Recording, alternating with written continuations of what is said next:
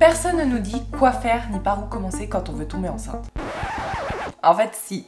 Mais il y a des petites choses à savoir auxquelles on ne pense pas du tout et personne n'en parle. Dans cette vidéo, on va rétablir ça. Je vous partage 9 choses à savoir et à faire avant de tomber enceinte. C'est parti. Avant de rentrer dans le vif du sujet, voici ce que vous allez faire. Oui, bonjour. Ce serait pour prendre un rendez-vous avec le docteur, s'il vous plaît. Jeudi à 14 h? Ok, parfait pour moi. Merci, bonne journée. Au revoir. Comme vous l'aurez compris, la première étape de votre to-do list avant de tomber enceinte consiste à prendre rendez-vous avec votre médecin généraliste ou le gynécologue ou la gynécologue qui vous suit. D'ailleurs, avant que j'oublie, je vous ai préparé une petite fiche récap avec tous les éléments que je vous partage dans cette vidéo. Vous n'aurez plus qu'à l'imprimer, la coller sur votre frigo et cocher les petites étapes que vous avez réalisées et comme ça vous êtes sûr de ne rien oublier. Donc pas besoin de prendre de notes, vous avez juste à aller dans la description sous la vidéo. Il y a un premier lien sur lequel vous cliquez, vous laissez votre adresse mail et après ça vous envoie directement dans votre boîte mail la fiche récap. Voilà, je suis là pour vous simplifier la vie donc n'hésitez pas. Bref, reprenons. Donc comme je vous le disais, la première étape c'est de prendre rendez-vous avec votre médecin généraliste ou le ou la gynécologue qui vous suit pour parler en fait de votre projet de grossesse tout simplement. Ça va permettre aussi de faire un point sur votre santé. Donc pour ce rendez-vous, faut pas oublier son carnet de santé parce que le médecin va checker si vous avez des rappels de vaccins à faire par exemple. Certains vont vous faire une petite analyse de sang pour voir si vous n'avez pas des petites carences et tout. Puis on va vous poser des questions sur vos antécédents familiaux, si quelqu'un a des soucis de thyroïde dans votre famille ou fait de l'hypertension, pardon. Bien sûr, si vous avez des questions, vous n'hésitez pas à lui poser. Le médecin va vous prescrire une prise de sang, une autre prise de sang, mais là, ça va être pour vérifier que vous êtes bien enceinte. Donc quand vous avez des suspicions et tout, hop, vous allez confirmer votre grossesse avec la prise de sang du coup. Avant de soupçonner quoi que ce soit, il y a une étape auquel on pense forcément, mais voilà, ça s'anticipe pour certaines raisons. Il s'agit d'arrêter la pilule. Ça paraît évident de le faire, mais en fait il faut l'arrêter 2 mois avant qu'on veuille commencer à se mettre au travail, you know what I mean. En fait, c'est le temps que les hormones arrêtent de faire effet si vous êtes sous contraception avec hormones, pilule, implant, stérilé avec hormones. Et par contre, il faut continuer de se protéger pendant cette période-là avec des préservatifs parce que ça emmène à la 3e étape.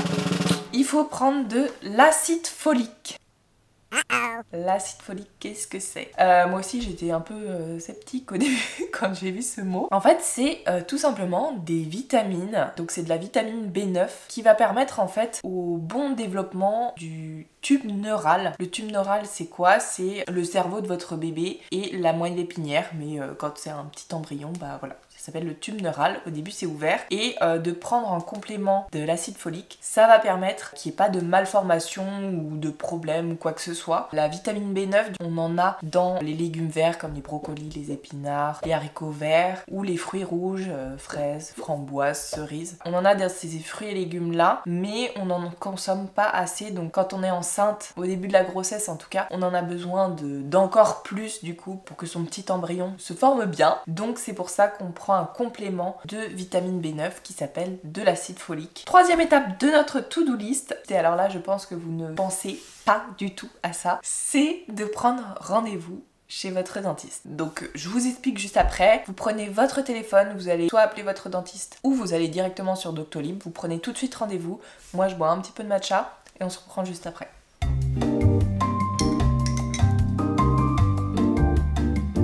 C'est bon pour vous? Ok. Pourquoi prendre rendez-vous chez le dentiste? C'est tout simplement parce que quand on est enceinte, il faut faire attention. Si on a des problèmes de caries et de gencives, ça peut causer des problèmes d'infection qui peut représenter un risque en fait pour vous et votre bébé. Donc la meilleure chose à faire, c'est de prendre rendez-vous dès que possible chez votre dentiste pour faire un petit check-up, voir si tout va bien. S'il y a des petites réparations à faire, on les fait maintenant. Par contre, vous prévenez que vous êtes en train de vouloir avoir un enfant, que c'est en cours. Et si vous êtes enceinte, vous prévenez que vous êtes enceinte.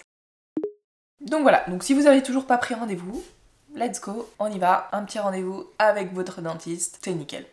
4e chose à cocher sur votre liste, là ça va être un peu plus dur je pense pour certaines. Vous le savez, mais on arrête l'alcool, on arrête le tabac et on diminue la caféine.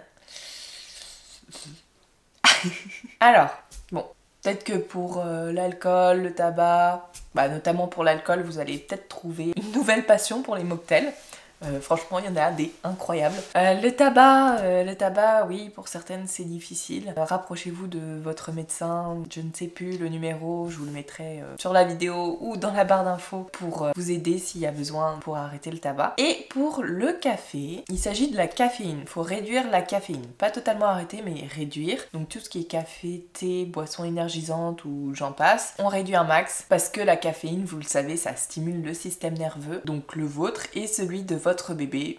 Voilà. Donc on peut en boire mais raisonnablement, on prend pas 5, 10, 15, 20 cafés par jour. 2 c'est pas mal. Ceci étant dit, on arrive à la 6e étape de notre petite to-do list. Il s'agit de mettre un budget de côté dès maintenant. Vous en doutez sûrement, avoir un premier enfant, ça coûte un petit peu cher. Ça va vous aider notamment du coup à vous équiper, même si vous allez pouvoir mettre, je sais pas, dans votre liste de naissance par exemple, tout l'équipement que vous voulez acheter, ou je sais pas moi, ou alors que votre famille elle va vous aider à acheter des trucs peut-être. Mais si vous êtes solo, commencez à mettre de côté. Je sais que nous, je sais plus combien on mettait de côté avec Mehdi, peut-être 100 ou 200 par mois, mais vraiment moi je voulais la poussette la plus... Wow. Voilà, moi je voulais tout ce qui me faisait rêver, donc je voulais pas me mettre de limite. Et du coup, on mettait un budget assez important chacun. Et puis, ça me fait penser que tout ce qui est vêtements, etc., je vous ai fait une vidéo pour les premiers mois, etc. Je vous ai fait une vidéo sur... ce qu'il faut savoir, je montre par là parce que je crois que c'est par là que le petit i va s'afficher. Mais du coup, je vous mets la vidéo ici ou je vous la mets aussi en barre de description. Comme ça, vous pouvez aller voir la vidéo sur tous les petits vêtements qu'il faut avoir pour le début. Et sinon, je pense vous faire une vidéo. Dites-moi en commentaire si ça vous intéresse. Une vidéo avec tout le matériel de puériculture qu'il faut avoir. En fait, je vais vous mettre le nécessaire et je vous dirai ce qui est pas utile ou superflu. Ou alors que vous pouvez acheter plus tard, par exemple, si vous voyez que ça le fait pas avec un truc. Que vous ayez la base en fait. Parfois il y a des petits trucs auxquels on pense pas forcément, où on est un peu perdu. En plus moi je sais que j'avais fait un tableau Excel avec tous les prix etc, donc je savais combien ça allait nous coûter. Donc si vous voulez je vous partage tout ça dans une prochaine vidéo. Dites-moi si ça vous intéresse en commentaire. Je pense que ça peut être sympa comme vidéo. Bref voilà, on met un petit budget de côté, comme ça on est prêt, on a tout ce qu'il faut pour l'arrivée de notre bébé. 7e étape, c'est de suivre son cycle. Si vous le faites, c'est parfait. Si vous le faites pas, va falloir s'y mettre parce que vous voyez quand est-ce que vous êtes en période d'ovulation, donc vous avez plus de chances pour tomber enceinte. Ensuite, il faut absolument que vous notiez à chaque fois la date de début de vos dernières règles parce qu'on va vous la poser cette question. Vous allez voir n'importe quel professionnel de santé, ils vont vous la poser pour savoir depuis combien de temps vous êtes enceinte, etc. Moi, je sais que c'était, je crois, la première fois que je notais la date parce que je suis rien du tout. Et là, je me suis dit, mais heureusement que j'ai noté parce que je l'ai dit, sinon j'aurais complètement oublié. Donc voilà, petit conseil. Ce que j'ai fait personnellement, c'est que j'ai téléchargé l'application Flow pour suivre mon cycle. Aussi, quand on a un rapport, on peut mettre un petit cœur pour noter quand est-ce qu'on a eu un rapport. Si ça vous intéresse, je vous mets l'application Flow dans la description. En plus, quand je l'utilisais, je sais qu'une fois que je déclarais que j'étais enceinte, après l'application elle switchait et je pouvais voir l'évolution de mon bébé. Toutes les semaines, j'avais des petits briefs sur qu'est-ce qui se passait dans mon corps, qu'est-ce qui se développait pour mon bébé, quelle taille il faisait. Ça comparait à un fruit par exemple, à un moment c'était la taille d'un melon, etc. Je trouvais ça très drôle, ça permet de savoir en fait ce qui se passe dans notre corps. Comme ça on se dit ok, j'ai des petites sensations, j'ai mal au dos, ça fait des petites bulles dans mon ventre, on sait pas ce qui se passe. Mais du coup avec Flo c'était cool parce que j'avais des petites explications. Donc voilà. On arrive aux 2 dernières étapes de notre to-do list. Il s'agit de conseils plus psychologique. Donc de 1, arrêtez d'y penser et de 2, déculpabiliser parce qu'on n'est jamais prête. Pourquoi je vous dis ça? Parce que pour mes 2 grossesses, je me mettais une pression de malade parce que je voulais accoucher avant l'été et je vais accoucher soit en mai soit en juin. Et je me dis après ça va être trop tard, il va faire trop chaud et tout. Donc voilà, mais je voulais qu'il fasse beau. La meuf complètement barrée, mais je suis sûre que je suis pas la seule. Dites-moi que je suis pas la seule. Bref, une vraie psychorigide. J'y pensais énormément, je me dis faut que je tombe enceinte et tout. Et puis j'en discutais avec ma cousine, elle m'a dit non mais en fait j'étais comme toi, là ça m'a rassurée. Et elle m'a dit mais en fait au moment où tu vas arrêter de psychoter, tu vas lâcher prise en fait, ça va le faire. Et effectivement quand j'ai réussi enfin à lâcher prise, bah c'était parti. Après je vous dis ça mais moi ça m'a pris maximum 2 mois pour tomber enceinte. Je sais qu'il y en a c'est beaucoup plus long, qu'il y a potentiellement aussi des analyses à faire parce qu'il y en a qui n'arrivent pas à tomber enceinte. Si vous n'avez pas de soucis quelconques, etc., si c'est juste psychologique, arrêtez d'y penser, ça va le faire, tout va bien se passer. C'est facile à dire, mais moins à faire.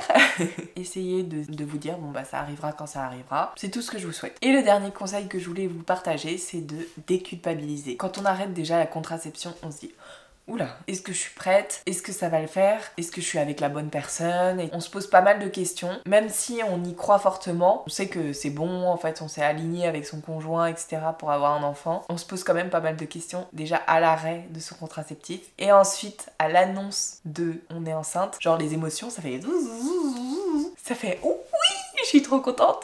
Et après, c'est oh putain, que je suis vraiment prête à ça en fait. Là j'arrive, je ne sais pas dans quoi je m'aventure en fait. Et je sais qu'avec les hormones, moi j'étais constamment en train de me dire non mais en fait là Mehdi va me quitter, non mais en fait ça va pas le faire. Moi j'avais les hormones qui me faisaient penser négativement. Du coup j'étais méga stressée, alors que non, il y a les hormones qui jouent, mais tout va bien se passer et sachez qu'on n'est jamais prête à 100% en fait. On sait pas dans quoi on se plonge, on n'a jamais vu ça à l'école. On nous dit oui votre cycle, nanana, votre contraception, blablabla, mais qui c'est qui nous parle de enceinte, qu'est-ce qu'on fait, etc. Il y a personne, faut aller se renseigner. C'est pour ça aussi que j'ai fait cette chaîne YouTube, c'est parce que moi je me suis dit mais je nage là, je nage complètement. Qu'est-ce qu'on fait? J'aime pas lire, donc ça me saoule de lire tous les articles qui existent. J'aimerais trop avoir des vidéos qui expliquent tout ça. Alors oui, il y a la chaîne des maternelles qui peuvent parler de certaines choses, mais concrètement en fait, le retour d'expérience et des conseils pratiques, il n'y a pas, ou très peu. Voilà, c'est l'objet de cette chaîne. Donc n'hésitez pas à vous abonner si vous voulez plus de contenu comme ça. Je fais tout le nécessaire, je vais prendre toutes les problématiques et en faire des vidéos, comme ça il n'y aura plus qu'à suivre. Et puis à chaque fois, je vais essayer de vous mettre une petite fiche récap, que ce soit beaucoup plus simple. En fait, je voudrais que toutes mes vidéos vous permettent de ne pas avoir de charge mentale enceinte, que vous puissiez vivre pleinement et épanouir votre grossesse. N'hésitez pas à vous abonner, il y a déjà quelques vidéos qui datent un peu mais elles sont toujours d'actualité. Voilà, j'ai tout dit, j'espère que cette vidéo vous aura plu. N'hésitez pas à aller télécharger la petite fiche récap qui est en description. Moi ça m'a trop aidé. Après coup savoir ça, je me dis ok bah je suis parée pour la deuxième grossesse. Voilà, sur ce je vous laisse là. Si cette vidéo vous a aidé, n'hésitez pas à mettre un petit pouce vers le haut pour me dire, c'est mon petit indicateur. Et puis si vous voulez d'autres vidéos et que vous voulez que je traite un sujet en particulier, n'hésitez pas à me le mettre en commentaire. Si vous avez d'autres partages, des retours d'expérience, etc., n'hésitez pas aussi à le partager en commentaire parce que ça aide d'autres mamans. Je vous laisse, j'ai plus de batterie en plus, donc c'est nickel. À très vite dans une prochaine vidéo. Ciao ciao.